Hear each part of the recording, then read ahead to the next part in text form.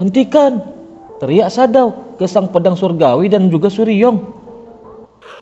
Perlahan, peraduan energi ki itu pun menghilang. Di saat itu, tiba-tiba Sadao berteriak lagi dengan sangat keras memperingati sang pedang surgawi. Orang itu adalah penyelamat tetua.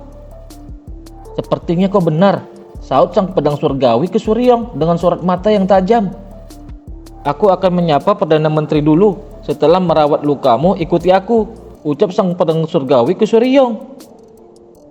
Setelahnya, sang pedang surgawi pun telah tiba di tempat di mana sebelumnya Pak Tua Gong Sun Su tumbang akibat teknik assassin yang terakhir yang berasal dari kelompok Stealthy Slaughter.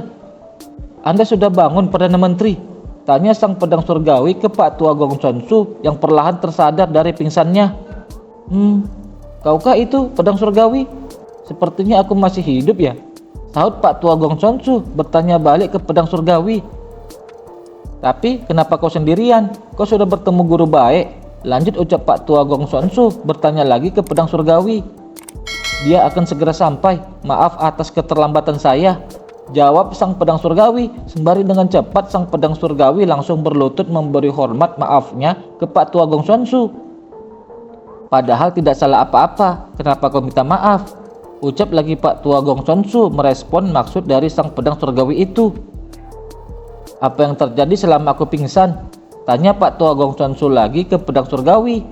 Setelahnya, sang pedang surgawi pun menceritakan apa yang terjadi ke Pak Tua Gong Sun Su. Singkat cerita, setelah Pak Tua Gong Sun Su mendengar keterangan sang pedang surgawi, ia pun sangat terkejut karena hal itu. Apakah guru baik terluka parah? Tanya Pak Tua Gong Sun Su lagi ke pedang surgawi. Dia sudah datang dan seperti yang Anda lihat dia baik-baik saja, jawab pedang surgawi ke Pak Tua Gong Sun Su sembari terlihat juga Suryong dan Sadao juga sudah menghampiri mereka berdua. Tentu saja, karena seseorang lengan kiriku hampir saja terlepas, sahut Suryong menyela ucapan Pak Tua Gong Sun Su dan pedang surgawi. Aku harus memeriksanya, ucap pedang surgawi ke Suryong.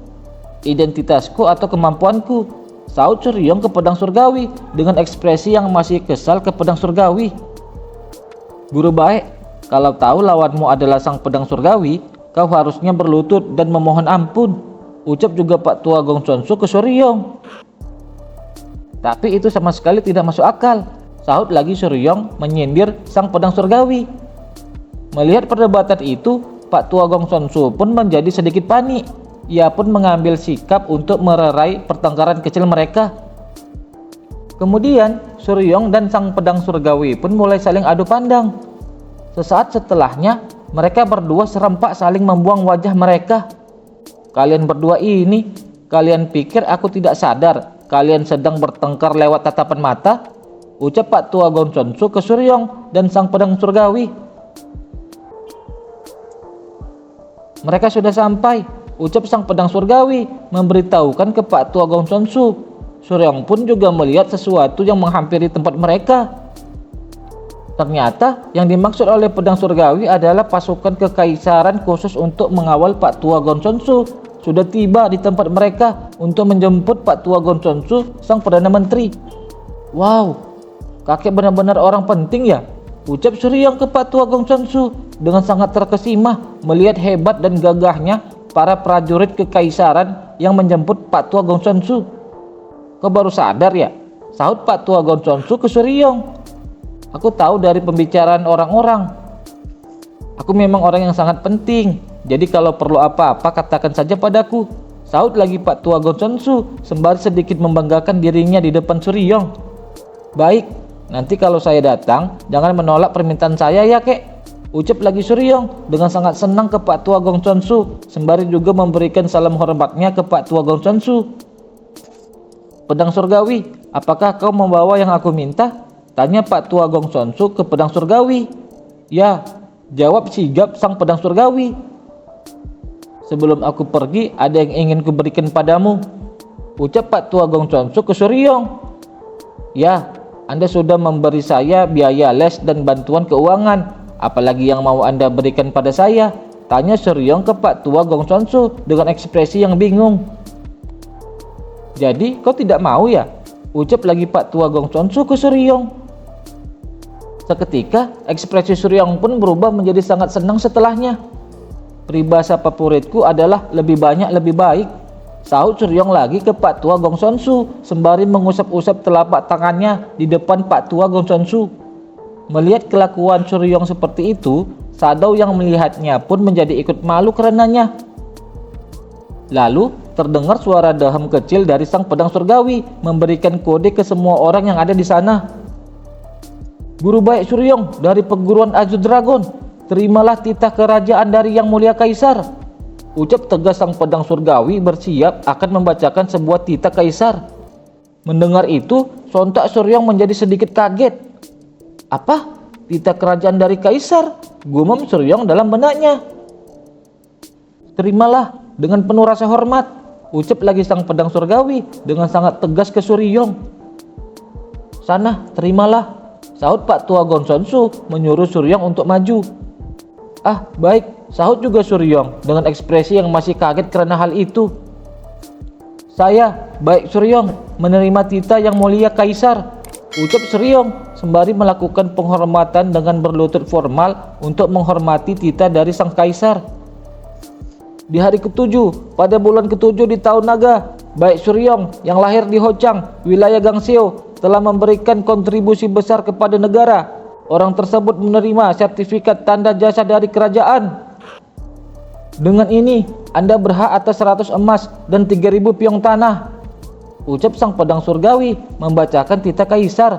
Setelahnya, ia pun memberikan sebuah gulungan sertifikat ke Suryong.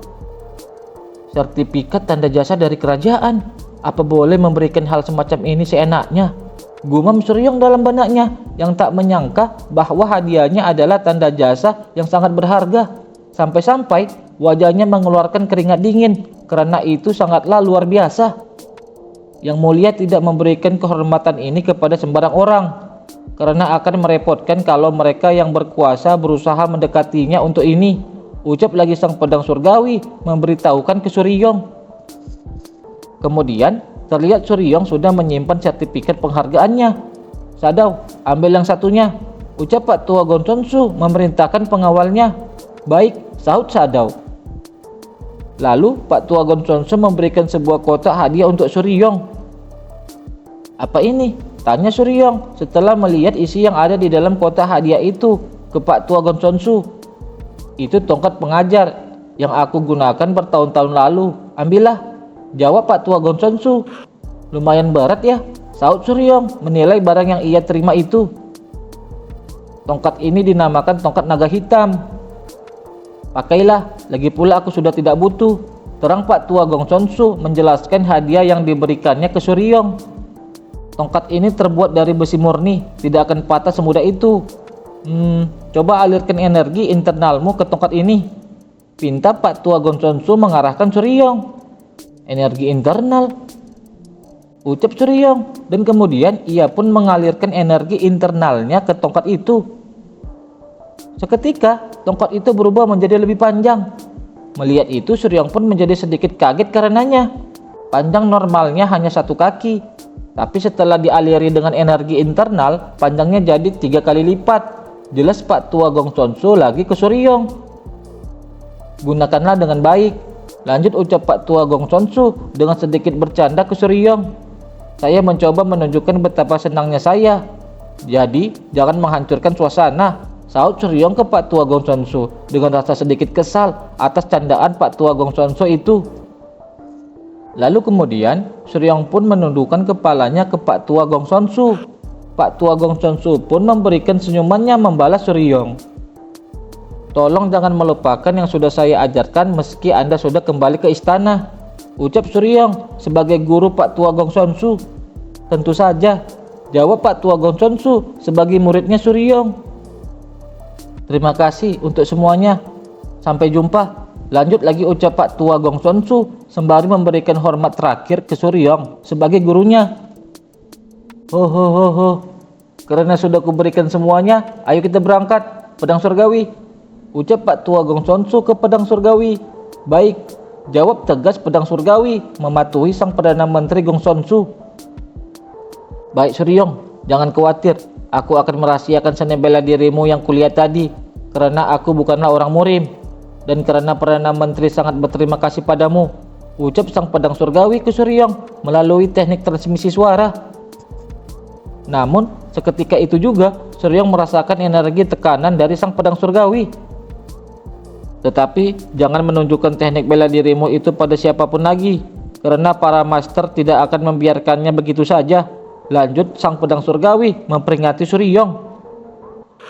Pedang surgawi, dia adalah salah satu ahli terbaik, namun juga dikenal sebagai yang paling lemah di antara 10 master. Meski begitu, dia jauh di atas levelku. Apa yang akan terjadi jika aku memakai 18 serangan outlaw untuk melawan orang terkuat di Murim saat ini, Namgong Jaiha? Tentu saja, aku harus segera belajar mengendalikan penampilan luarku. Artinya, aku harus segera mencapai tingkat ke-7 dari 8 serangan outlaw, pikir Suryong menilai situasinya saat ini setelah mendengar peringatan sang pedang surgawi. Tapi, cuma berbekal banyak energi internal saja tidak cukup mencapainya.